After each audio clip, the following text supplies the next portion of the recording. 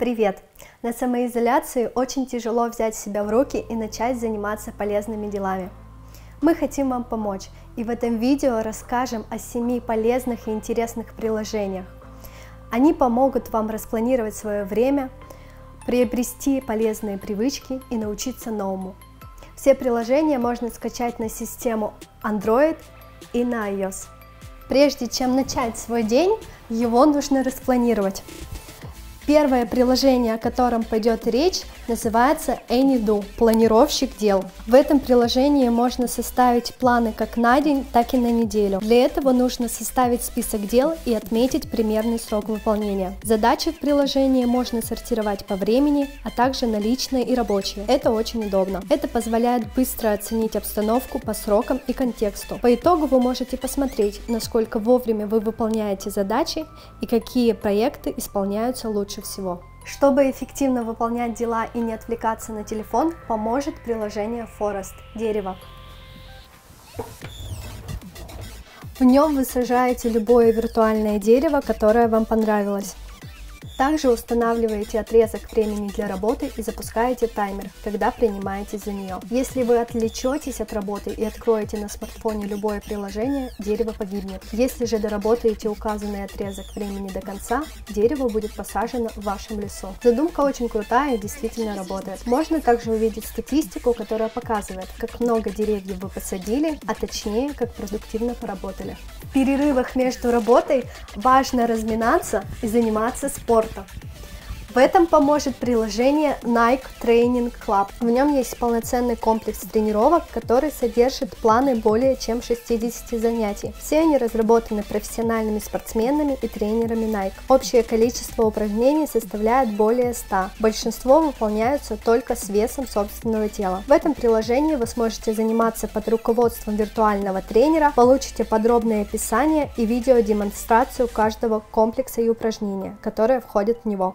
Гантели дома заменят бутылки с водой, а если вам не хватает веса, можно заменить воду песком.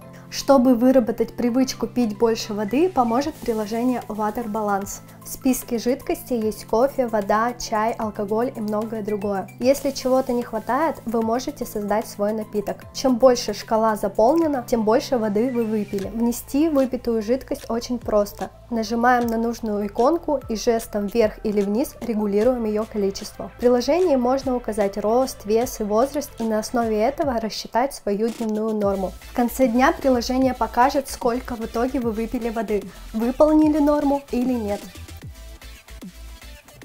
Если вы хотели освоить английский язык, сейчас самое время.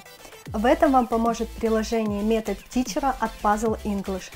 Оно подходит для последовательного изучения языка с любого уровня, даже с нуля. Сначала вы смотрите видео, где преподаватель объясняет новый материал, а потом закрепляете знания с помощью тренировок. Вы изучаете алфавит, простые, вопросительные, утвердительные предложения, слова для приветствия и прощания и так далее по нарастающей. Если вы хотите заняться созданием видео и монтажом, вам поможет приложение InShot.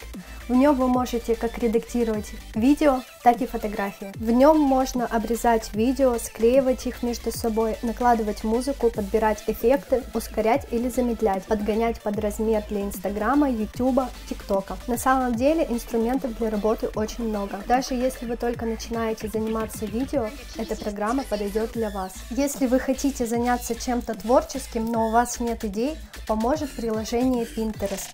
Оно подскажет, что сейчас в моде, что можно приготовить и что можно смастерить своими руками. Здесь можно не только вдохновляться идеями, но и выкладывать свой материал. Если вы пишете статьи, фотографируете и так далее, вы можете прикрепить так называемые пины для статей, фото и видео со ссылкой для перехода на сайт или блог. Пины можно оформить в отдельные доски с названиями рубрик вашего ресурса. Каждому из них добавляется заголовок, описание, тематические хэштеги и ссылка. Если вы занимаетесь кулинарией, то пины с рецептами имеют отдельное поле для названия блюда, перечня ингредиентов, времени приготовления, а также для информации о подаче. Вот такой получился небольшой список приложений, которые могут помочь вам провести самоизоляцию продуктивно и с пользой.